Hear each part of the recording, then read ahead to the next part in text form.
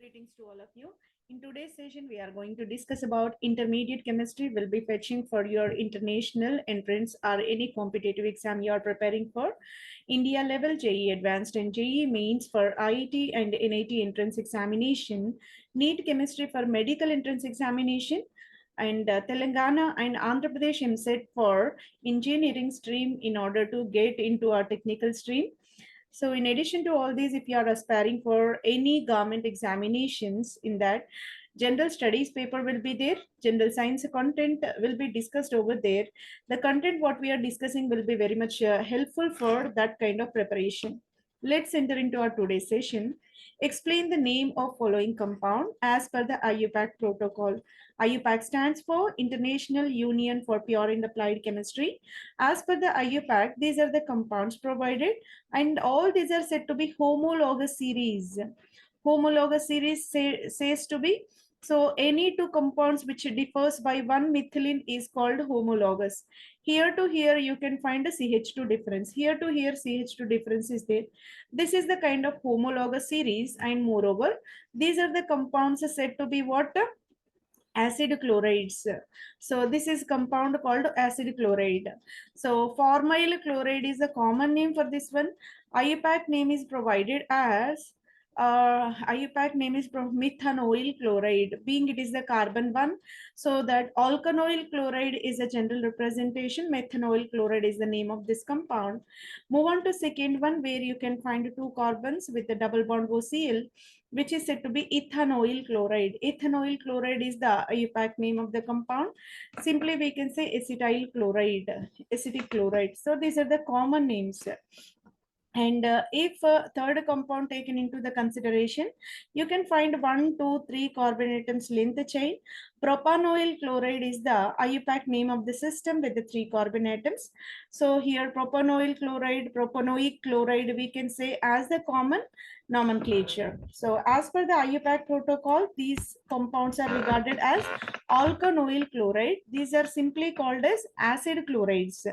Acid chlorides are the derivatives of carboxylic acid. Alkanoyl chloride is general representation. Methanoyl chloride, ethanoyl chloride, propanoyl chloride, the way we can designate their names as per the IUPAC protocols. Move on to question number 2. This is collected from Cambridge Assessment International Education. Which changes are said to be physical changes? Physical changes to be determined: melting of ice into water, burning hydrogen to form water, adding sodium to water, boiling water to form steam. Among these many, how many are the part of physical changes? Okay, melting of ice into water. Whenever ice melted, water will be generated. So that carried above, just above 0 degrees centigrade temperature, right? So during this change, only what happens? Solid to liquid transformation you can notice rather than chemical transformation. That's why we can say ice to water is a kind of physical change. It is not the chemical. So chemical composition remains the same before and after, but existence is in different form, so that it is the physical change. Burning of hydrogen to form water. Whenever hydrogen burned, burning is nothing but addition of oxygen and fire.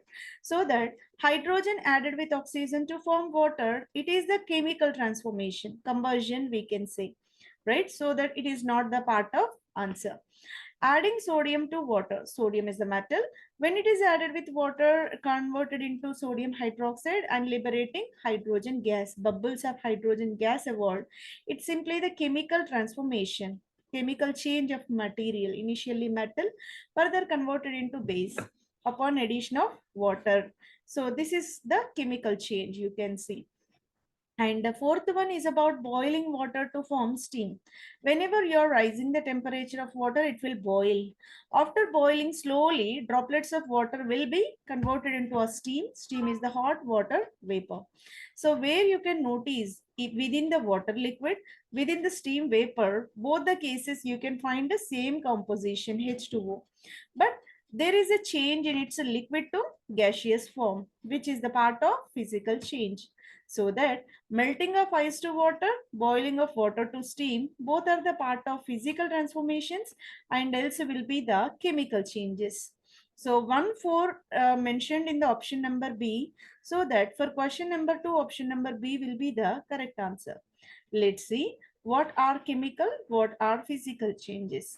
Chemical change is a part of chemical reaction. Combustion is the process, rusting is the process, rotting is the process, digestion is the process.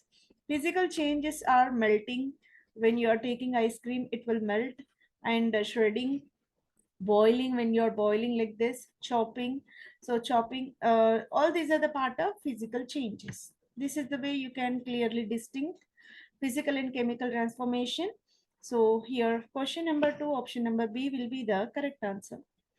Move on to question number 3. It is the part of JEE Advanced 2020 question paper. Paper 2, it will be not 1. Sorry for this. So from this, the question is collected. An organic compound C8H10O2 rotates plain polarized light. It produces pink color with neutral ferrichloride solution. What is the total number of all the possible isomers for this compound? Okay. Organic compound formula is C8H10O2. This is a compound when placed in plain polarized light. Plain polarized light is nothing but the light which is coming from the when it is passing through the slit. So monochromatic light is coming. That monochromatic light, it is plain polarized. So it is in one particular path, one particular direction it passes. And when it is used to be radiated on the compound, whichever we have C8H10O2, so what happens? It produces pink. Sorry, that will show the deviation. It will rotate the plane polarized light. That is the first kind of sentence we have. And in the second sentence, what they are saying, when the same compound is added with ferrichloride, FeCl3 is called water ferrichloride. Ferrichloride when added, you will get a pink color in that. Pink color existence, ferrichloride pink color existence indicate presence of hydroxy. Hydroxy distinguished by this ferrichloride test. What is the total number of all possible isomers for the compound? In order to identify the isomers, either the compound is optically active or double bonded compound. If double bonded compound, geometrically is possible. Optically active, stereoisomers are possible. And here is the hint. They mentioned it is rotating. Compound is rotating plane polarized light. This clearly distinguishes the compound is sterically active. That means optically active compound. So that we have to identify stereoisomers for the given compound. So number of isomers possible are 6. 6 isomers are possible. Let's see how can we calculate. Since C8H10O2 corresponds to the positively neutral ferrichloride. Whenever any compound is treated with ferrichloride, if it gives the positive test, that indicates the presence of phenolic compound. Phenol is there in the compound, so that compound is phenol. After getting that one, the else will be a functional group like this, CHOH, CH3. You can put over ortho position, meta position, para position. These three possibilities you can have. Ortho, you can get it. Meta, there is a possibility. Para, also there. So whenever ortho, meta, para are indicated, in every compound you can notice optically active carbon atom over here. Any carbon said to be chiral or optically active when it possesses 4 different functional groups around the central carbon. The set of functional groups must be different. H is different, CH3 is different, OH is different, this side benzene is different. So that the carbon is chiral in nature. So how many possibilities? Ortho, meta, para. So that possible isomers. So each this ortho compound having two possibilities. One is dextro and either levo. Dextro is nothing but the compound having rotation towards clockwise, and levo is a anti-clockwise. That means it is a mixture of DL. So it is a mixture of DL. Means dextro and levo are possible for this one. Meta also gives dextro plus levo. Here you can clearly notice one is clockwise rotating, one and either anti-clockwise rotating.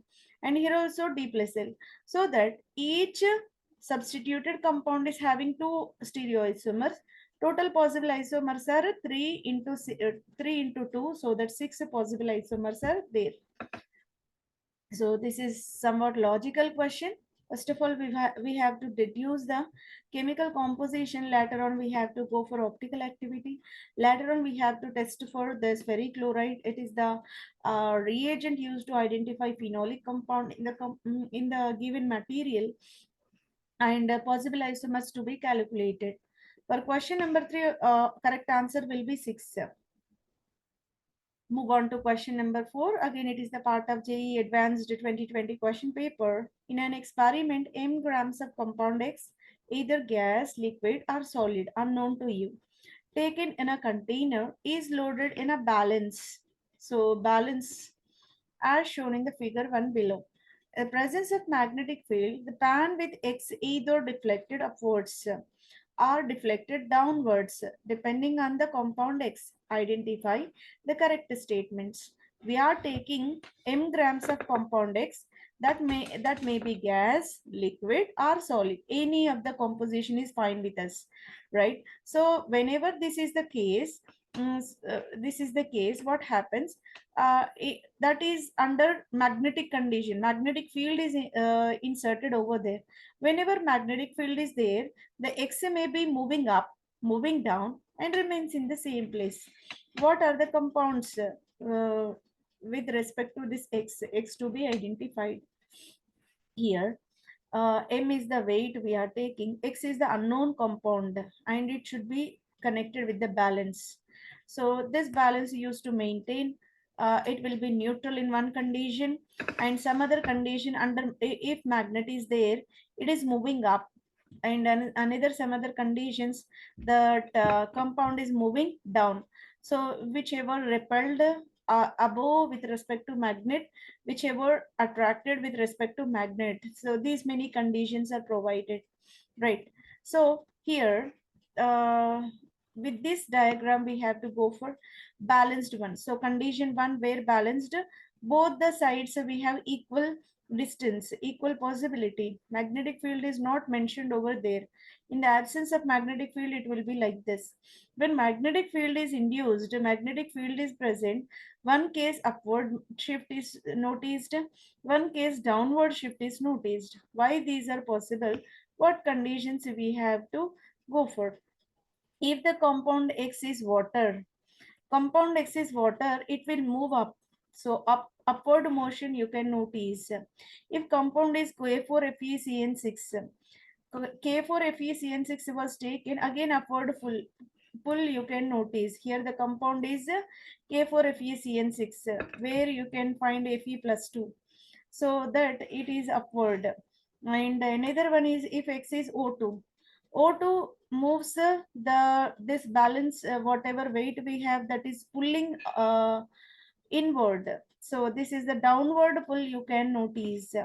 If it is benzene, C6H6, deflection towards downward you can notice.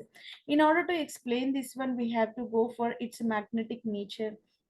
If the compound is magnetic in nature, so that will be attracted towards the magnet. If compound is non-magnetic, said to be diamagnetic, so that it will repelled by the magnet. That is the principle behind this question. We have to identify if the compound is paramagnetic, that will be attracted towards the external magnetic field, so the downward pull we can notice. If it is diamagnetic, it is away from the magnet, so that upward pull we can notice.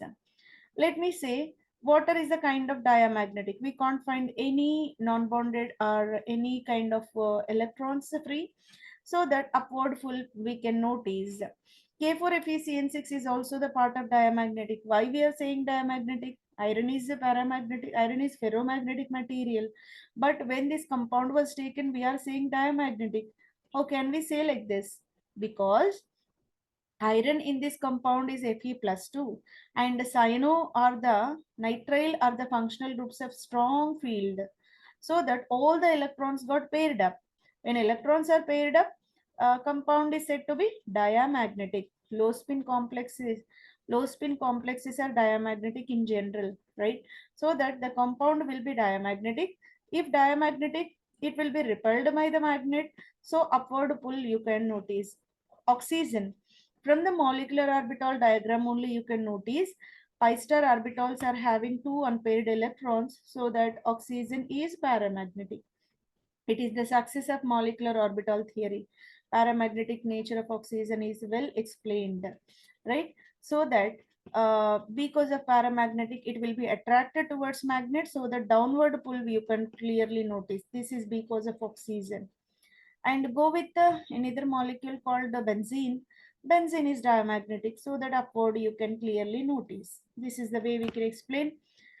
Balance is there, upward pull in the absence, in the due to the presence of diamagnetic nature, downward pull due to the presence of paramagnetic nature. That is well explained in option A, option B, option C. Option D, what they are saying, benzene is downward pull, downward pull they are saying, but benzene is diamagnetic. It will also go for upward pull. So the D is wrong answer.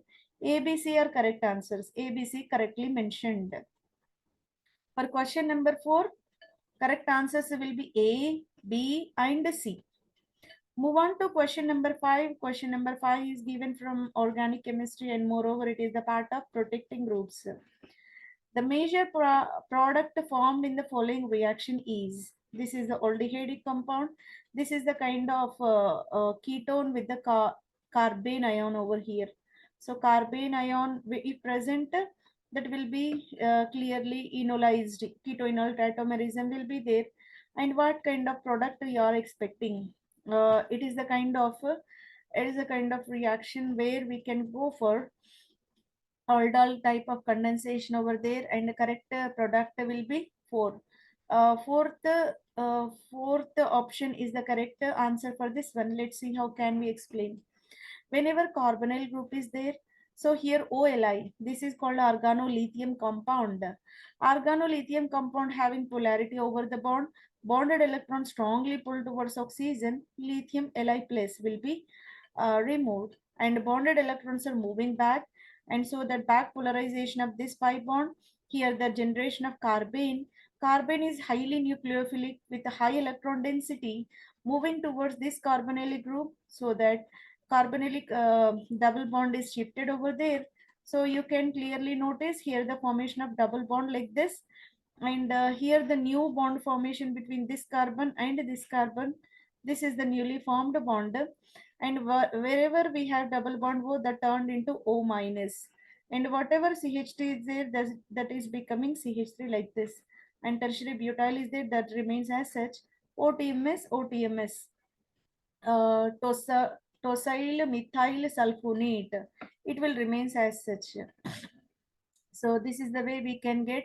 And further protonation, O minus to be neutralized by the addition of H plus, so that you will get pH, CH3, CHOH, CH3, double bond O, tertiary butyl, OTMS. This is the final product. So what they mentioned in the options, and the fourth option, let me comparison. pH is there, pH for phenyl, and CH3 is there, CH3 for methyl. OH is there, that OH is mentioned. Here CH3 for methyl. C double bond O, C double bond O as such. Tertiary butyl is there, tertiary butyl. Here OTMS, here also OTMS. So that both the compounds are exactly same. This is the way you can go for the mechanism, and this is the correct answer for question number 5. Question number 5, option number 4 will be the correct answer. Move on to question number 6. In the question number 6, we have a spiro compound. Absolute configuration of the following molecule to be identified. Spiro compound meant for any two annular rings which are connected by the one common atom. So that is said to be spiro. This is the spiro compound with 4 different terminal functional groups. pH for phenyl, CH3 for methyl, H for hydrogen, COOCH3 for ester. These many functional groups, if present, how can we give the absolute configuration? Absolute configuration stands for RS configuration. R for rectus, S for sinister. R for clockwise rotation, S for anti-clockwise rotation. In order to identify S configuration is the correct answer. How can we get this S configuration? Let's see. If You're moving through 1, 2, 3 in anti-clockwise rotation. That configuration is called S configuration. For that purpose, let me put priority over there. Always one annular ring given with 1 2 and second annular ring is given with 1 2 like this. Whenever 1 2 mentioned, so how can you give pH as the one number? Because 6 carbons are there, right? Here only one carbon, so that obviously this pH will get the first priority over second methyl, and here ester will be first priority, hydrogen is the second priority. If you're turning from first to second to third to fourth like this, so it is also the direction like a anti-clockwise. Whenever anti-clockwise you are moving, that is said to be S. So 1 to 2, 2 to 3, 3 to 4, this is called S configuration, anti-clockwise movement, which is mentioned in option number 2. For question number 6, option number 2 will be the correct answer. By this, we entirely completed the session. Detailed explanation is provided for different dimensions of chemistry.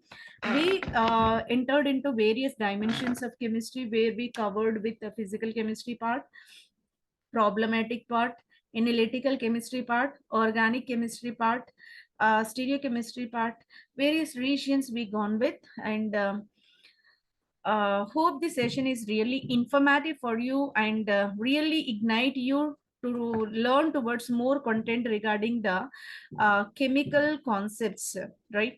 Hence, I'm sincerely requesting for you to like the channel, comment which part is important for you, and share with the aspirants who are seriously preparing for the examinations.